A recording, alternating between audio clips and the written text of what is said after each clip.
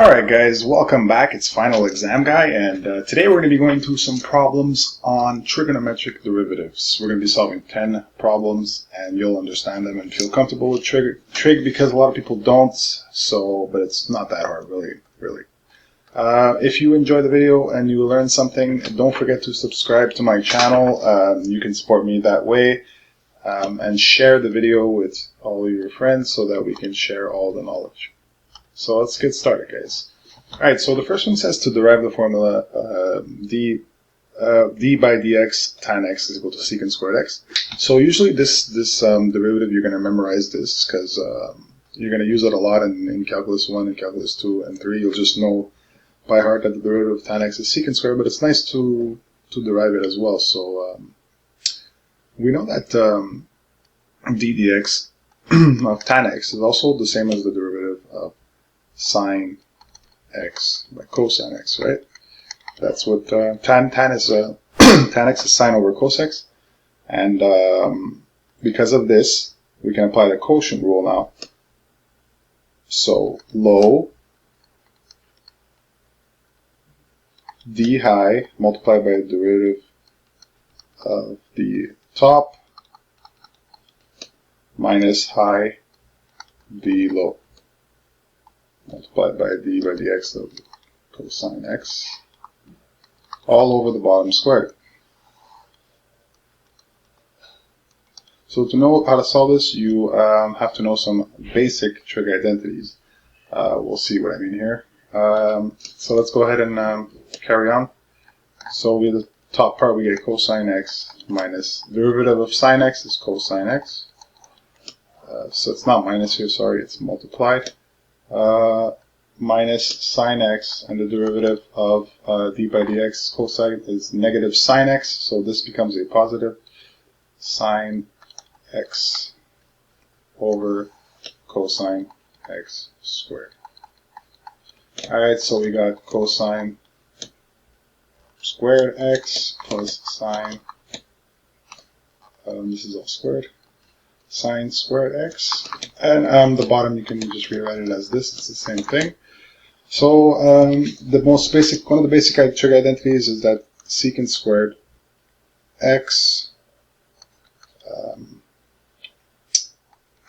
Well, hold on a second. We can actually avoid this. No complications. So we're at this point now. So we have to remember that cos squared x plus sine squared x is always equal to 1. So we end up having over here 1 over cosine squared x, and 1 over cosine x is equal to secant x. 1 over cosine squared x is equal to 1 is equal to secant squared x. There we go. So now we can say that the derivative of tan x is equal to secant squared x. We know how to prove it now. Let's move on to question 2. Alright guys, so the next problem is asking us to show that the derivative with respect to x of secant x is equal to secant x multiplied by tan x. So we'll start off with our secant x. We know that secant x is equal to 1 over cosine x. And there's an exponent here of 1, so if we bring it to the numerator, we get cosine x, so we'll add the negative to the negative 1 over here. Now we can just apply the chain rule where our inner function is going to be cosine x, and our outer is some x to the negative 1. So we apply basic chain rule. So we bring the negative 1 to the front, leave the inside alone, and then we multiply by the derivative of the inside, which is negative sine x, and we must not forget to subtract 1 from the numerator, so we'll get the following.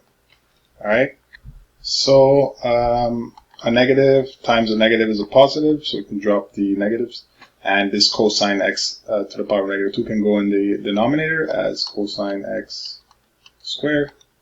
So we got sine x over cosine x squared. And if I want to show that it equals secant x times tan x, I got to pull out one of these 1 over cosine x's from the factor 1 out. So I got 1 times 1 over cos x times sine x over cosine x. So, and this is secant x, and this is tangent x. So our answer is proved, tan x. Alright guys, let's do a few more here. So the derivative with respect to x of cosine squared x. So we bring as a chain rule, so we bring the exponent 2 to the front, multiplied by the inside left alone. Subtract 1 from the exponent, so we're just left with 1, we don't have to write it. And multiplied by the derivative of the inside, it's negative sine x. Bringing this negative to the front, we get a negative 2 sine x cosine x. And there is an identity where 2 sine x cosine x is equal to just sine 2x. So this is equivalent to sine 2x. Alright, this next question, x times sine x, find the derivative of it. So d by dx. So this is equal to this is the product rule without an x multiplied by sine x. So the derivative of the first is 1 times the second plus the first times the derivative of the second. Derivative of sine x is simply cosine x. So that takes care of that. And this one here, question 5, x squared cosine 2 of x. So let's go ahead and it's a product rule, obviously. So derivative of the first times the second plus the first times the derivative of the second. This is a chain rule as well, so it would be multiplied by negative sine, leave the inside alone, multiplied by the derivative of the inside, which is 2. And so we get 2x cosine 2x minus 2x squared sine 2x. Alright guys, question 6, derivative with respect to x of sine cubed 5x plus 4. Don't be scared by the cubed. So I always like to rewrite these things like the following: sine 5x plus 4. The cube here means that it's all cubed. The whole thing is cubed. So chain rule, bring the 3 to the front, leave the inside alone, multiply by the derivative of the inside, so just 5. Don't forget to subtract 1 from the exponent. We got it squared. So that is our answer. And just simplifying, we can have 15 sine.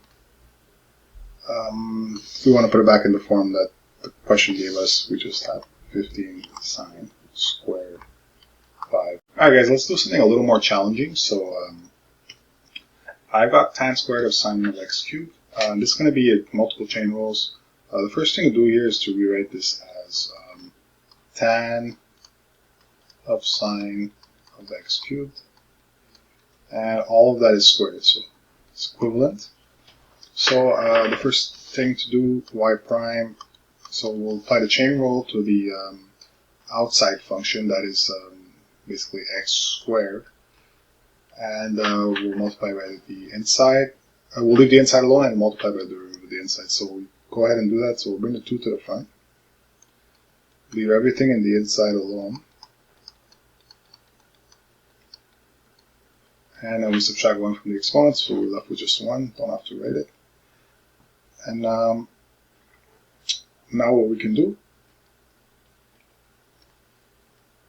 is we have to actually multiply by the derivative of the inside. So now we're just looking at this tan sine x cubed. So we'll take the derivative of the outside function, which is tan secant squared, as the derivative. You should memorize this.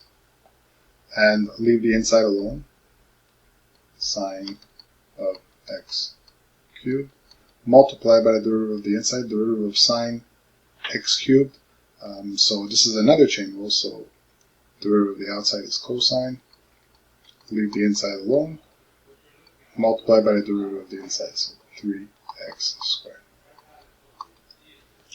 So I hope you guys understood that one. This is a multiply sign.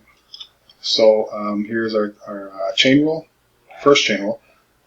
Bring the 2 to the front, leave the inside alone, subtract 1 from the exponent, multiply by the derivative of the inside, and this is the inside, so derivative of the outside, secant squared, leave the inside alone, multiply by the derivative of the inside, which is another chain rule, derivative of sine is cos, leave the inside alone, and then multiply by the derivative of the inside.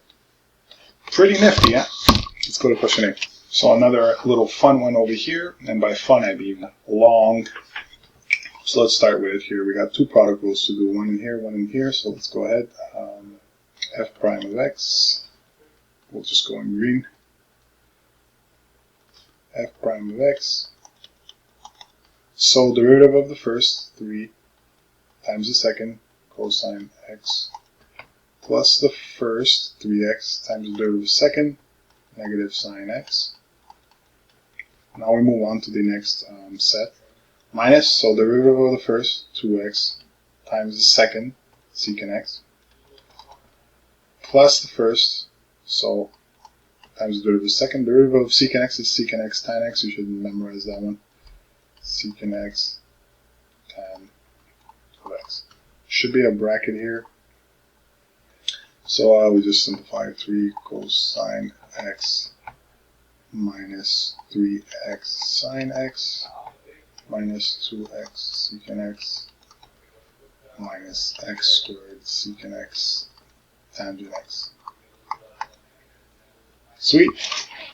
Alright, so the next one is the derivative of cosine squared of ln of x squared. So similar to the last second, number 7, where we had a couple chain rules to do. So let's rewrite this. Cosine ln x squared, all squared. So we apply the chain rule, f prime of x, bring the 2 to the front, leave the inside alone, multiply by the derivative of the inside, so we get negative sine, leave the inside alone, multiply by the derivative of the inside, derivative of ln is 1 over the inside, multiply by the derivative of the inside, so 2x. So that's our, let's recap this one. So we took the chain rule, we brought the 2 to the front, subtracted 1 from the exponent, left the inside alone, multiplied by the derivative of the inside. But the derivative of the inside is another chain rule itself, so we took the derivative of cosine, negative sine, left the inside alone, multiplied by the derivative of the inside. But that itself is a chain rule as well, so we did 1 over x squared, multiplied by the derivative of the final inside. So hope that makes sense, guys. If it doesn't, just leave a comment down below and I can do some more in future videos. Alright, so let's move on to the last question. Alright, so the last problem, I threw in a little cosecant there for you guys. Everybody hates that freaking thing. Cotangent, cosecant, arctangent, arcsecant, arc, whatever. We hate that word, arc. So, the first thing to recognize here is that cosecant of x is the same as 1 over sine x. So we can convert this actually to 1 over sine squared, and x is what's inside. So we're basically doing a quotient rule here. So let's do it. Let's do it here. Quotient rule, f prime of x. So low, which is the bottom,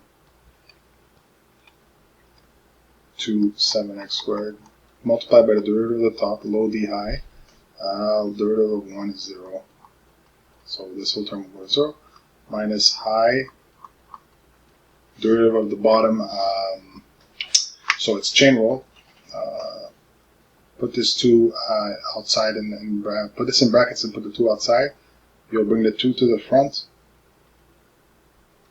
you'll have to leave the inside alone, multiply by the derivative of the inside. So this is a chain rule as well, so cosine 7x squared, and and we multiply by the derivative of the inside, so 14x x. This rubbish shouldn't be here. And don't forget to put on the denominator you have to put the bottom squared. So if I square this whole term, it will be sine to the 4 7x squared. So figuring out what we have, remainder. If this whole term goes to 0, so we have negative 2 sine 7x squared cos 7x squared, and times 14x all over sine 4 7x squared, and this equals to negative 28x cosecant squared 7x squared cotangent 7x squared. I'll leave it to you guys as an exercise to figure out how I went from here to here using trig identities. It's a very good practice. So that concludes the end of the video, guys. I really hope you guys enjoyed and you learned something today. If you did, just don't be shy to subscribe to me and support me. It's really appreciated, and share these videos with everyone you know so that they can learn from this as well. So I'll see you guys in the next 10 solved problems.